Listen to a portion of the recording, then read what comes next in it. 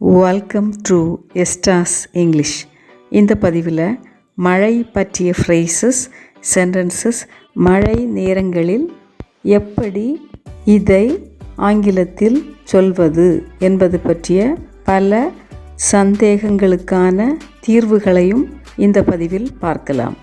முதலில் மழை பொழிய துவங்கும் போது அல்லது தூற்றும் போது அல்லது தூறல், அதை நம்ம எப்படி சொல்லலாம் அப்படின்னா ட்ரிஸ்லிங் அப்படின்னு சொல்லலாம். ட்ரிஸ்லிங் அப்படின்னு சொல்லலாம்.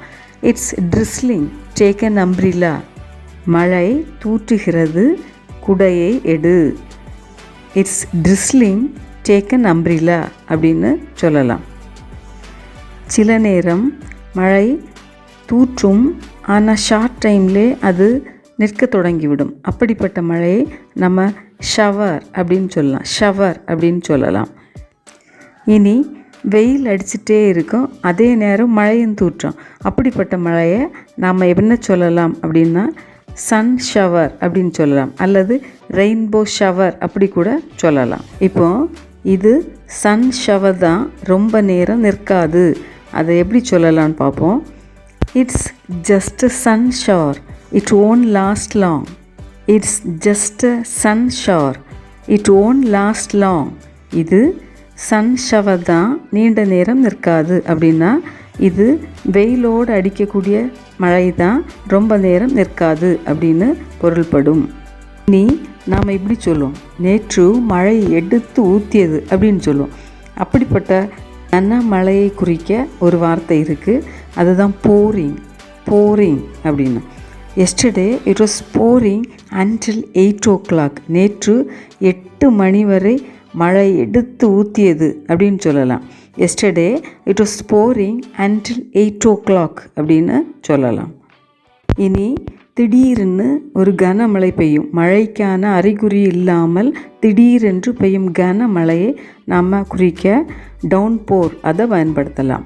We got caught in a sudden downpour without an umbrella. நாங்கள் குடை இல்லாமல் திடீர் மழையில் மாட்டிக்கொண்டோம். We got caught in a sudden downpour without an umbrella அப்படின்னு சொல்லலாம். இனி வெள்ளப்பெருக்கை உண்டாக்கக்கூடிய பெருமழை அதை குறிக்க torrential downpour இந்த வேர்டை பயன்படுத்தலாம். torrential downpour. நேற்று பெருமழை எங்கள் பகுதியில் பெருவெள்ளத்தை ஏற்படுத்தியது. இதை எப்படி சொல்லலான்னு பார்ப்போம். Yesterday's torrential downpour caused a flood in our area. Yesterday's torrential downpour caused a flood in our area. நேற்றைய பெருமழை எங்கள் பகுதியில் பெருவெள்ளத்தை ஏற்படுத்தியது அப்படின்னு சொல்லலாம்.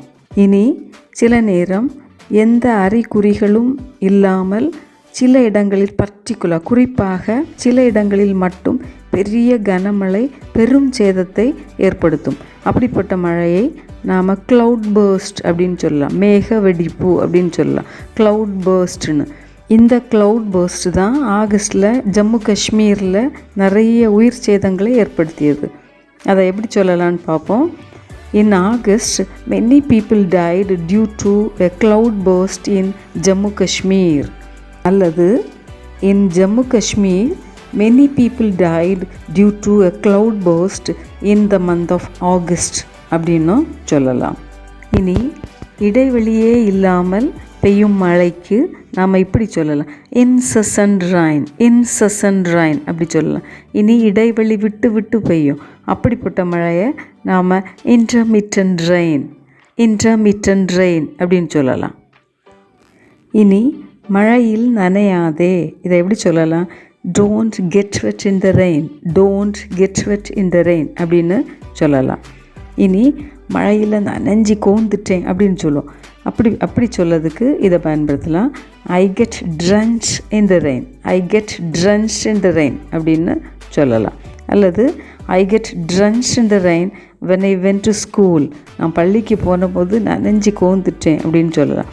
I get drenched into the rain when I went to school. இனி மழையில் நனைந்தால் காய்ச்சல் வரும். அதை எப்படி சொல்லலாம்? If you get wet in the rain, you will get a fever. If you get wet in the rain, you will get a fever அப்படின்னு சொல்லலாம். இனி நிறைய நேரம் நனைஞ்ச ட்ரெஸ்ஸில் நிற்காத, உனக்கு சளி பிடிக்கும். அதை எப்படி சொல்லலாம்?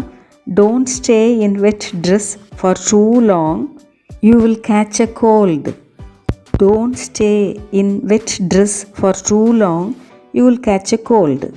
Don't stay in wet dress for too long, you will catch a cold அப்படின்னு சொல்லலாம். நீ குடையை எடுத்துப்போ, இன்று மழை வரும். அதை எப்படி சொல்லலாம்? Take your umbrella, it will rain today.